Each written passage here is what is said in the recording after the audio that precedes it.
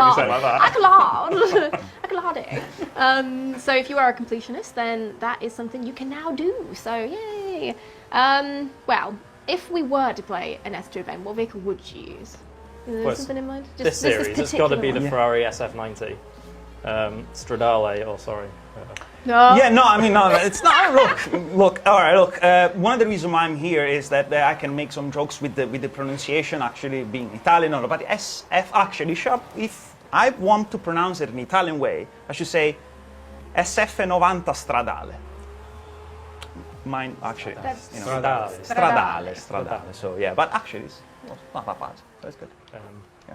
It just sounds so much better when Italian says It does, I know. it just does. You can put on as much of an accent as you want, but it's not going to sound good, is it? Version of it. I was thinking like, so in English it would be like the Jaguar Road. Yeah. It's a nice looking car though, it's very sleek. Very. Yeah. I love the different, are those vents at the back I assume, next to the rear window? Is like the... Yes, they are, yeah. The different vent designs of different cars, I don't know, it's just, I always love that. The details. It's always one of those where you look at it and go, is it style or is it performance? Yeah. It's a Ferrari, it's both. That's a good answer there. I'll take that. There you go. Yeah.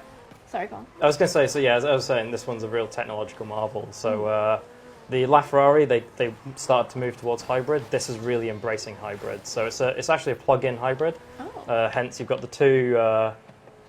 two fuel fillers, which we were confused about earlier. One of them is for charging it, and the other one is for filling it with petrol. So the combination of the engine, which is a slightly better version of the one found in the F8 Tributo, we're now up to 4 litres, twin turbo V8. That's making 780 horsepower. And then the 3 electric motors take up to nearly 1,000 horsepower. And that makes it the fastest accelerating Ferrari ever, and potentially fastest ever production car, as it has, so Ferrari's claimed 2.5 seconds to 60, but people have tested it and it's doing it in 2. That's mad. That's significant. That's very fast. Like, actually. you'd think they'd be like, yeah, go on then. It's 2 seconds. Yeah. That's crazy. It is kind of unusual. It is unusual. Yeah. Normally Ferrari are bang on with their numbers, but yeah. I think that was tested on a drag strip, so a bit better traction. But That's fine. It's like even if you do it wrong. It's something really musical. So talk us through the Tributo then. So this is replacing the 488, so it's the kind of core or staple car in Ferrari's lineup. So this is their mid-engined V8 supercar. As I mentioned, it runs the same engine that the SF90 has. It's the F154, which is a phenomenal engine. It's won 14 International Engine of the Year awards for people that go to those. Actually, it is really... I bet they would back off after as well, wouldn't they? Like, best British car, who cares? They've got 14 International Engine of the Year awards. But no, it is an incredible engine. So in the F8 Tributo, it's actually the same engine that was in the Ferrari 488 Pista, which is the track car. And we're running, I think it's 710 horsepower, which is an absolutely monumental number for an everyday supercar. Everyday car. You could daily this easily, Yeah, I'm sure Ferrari make a bike rack for this. You just shove it on like a mountain bike. We were talking about earlier the custom suitcases. They might. If you ask nice enough and pay them enough, I'm sure they will make it a bike rack. Yeah, they often have like snowboard racks and stuff. Yeah. Don't they? So yeah. Okay, all right.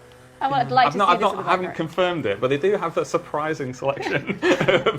No. Chris. Have you got insurance? Ruined. Because the car costs quite a lot. I've been told, so. That's a lot. I mean, we're talking about this on Forza Monthly as well. This is one of the cars that has like you've got that driver info on the passenger side as well. So as a passenger, you can be like, should have slipped in the 5th gear there. I don't know. It's a taxi driver. Might be the last time they're the passenger.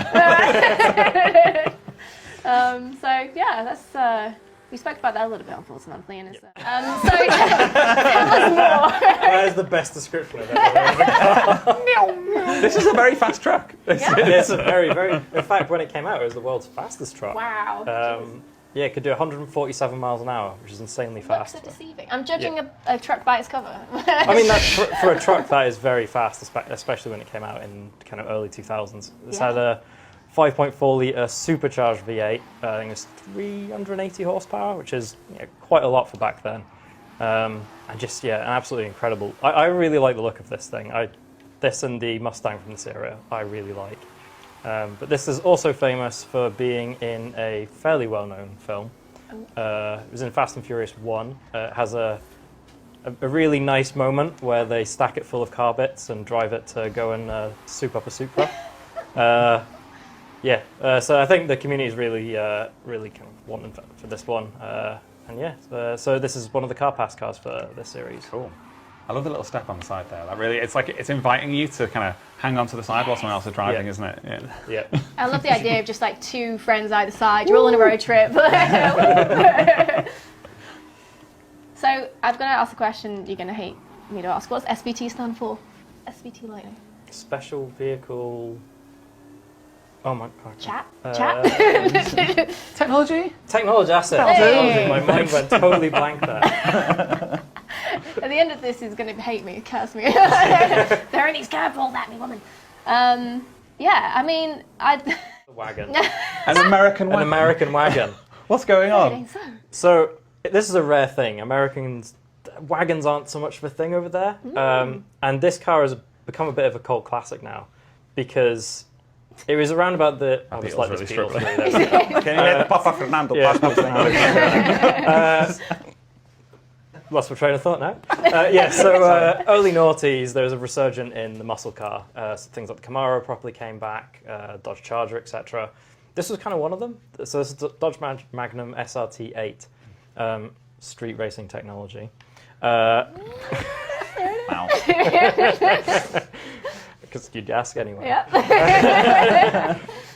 So this, they took their Magnum, which was their kind of wagon, very practical family car, and dumped a 6.1 litre Hemi V8 in it, 425 horsepower, making it a proper muscle car, with all the practicalities of what we know as in Europe an estate car, or a wagon for Americans. And yeah, absolutely amazing car. It's a bit overpowered, as you'd want from your muscle car. Yeah, 45 is pretty high for the year, isn't it? But I guess Dodge. Yeah, I mean the Charger went on to eventually with the Hellcat 707. But the other thing is, this was incredibly rare. So they only made them in 2006 and 2008, not 2007 for reasons. In fact, it was more, they facelifted them in 2008 to this look, which is more in line with the Charger of the time. But they only made, I'm just going to check notes here, 239 of these, which makes it one of the rarest cars we have in the game. Wow. I mean, like you say, it's interesting that they just didn't take off in America, like this style. Because I think, at least when I was growing up, they were everywhere in the UK. Estate cars were like huge, and not so much now. There's a lot more hatchbacks. Yeah. They are very, very popular in the UK, across Europe, and all of the UK manufacturers regularly produce what we... Pro, already got it ready to go, so nice work. Very blocky car, truck, so I shouldn't call it a car, I'll get eviscerated. But yeah, talk to us about the Tacoma TRD Pro. Yep, as you say, it is a truck. It's Toyota's mid-sized truck. So back in Series 5, we had the Tundra and the 4Runner, both TRD. The Tundra is their large pickup truck, Tacoma is their medium-sized one. And TRD meaning Toyota Racing Developments. You anticipated. Yeah. And there's a 3-letter acronym I know I get asked. So this, in the same vein as the other two, is kind of a performance off-road version of the truck. So earlier on, the SVT Lightning, that was very much built as a performance on-road truck. This is kind of going the other way. It's still fast, but it's built to be incredible off-road. It comes standard with Fox internal bypass shocks, which are amazing things. Please trust me. Internal bypass is like things I dream about.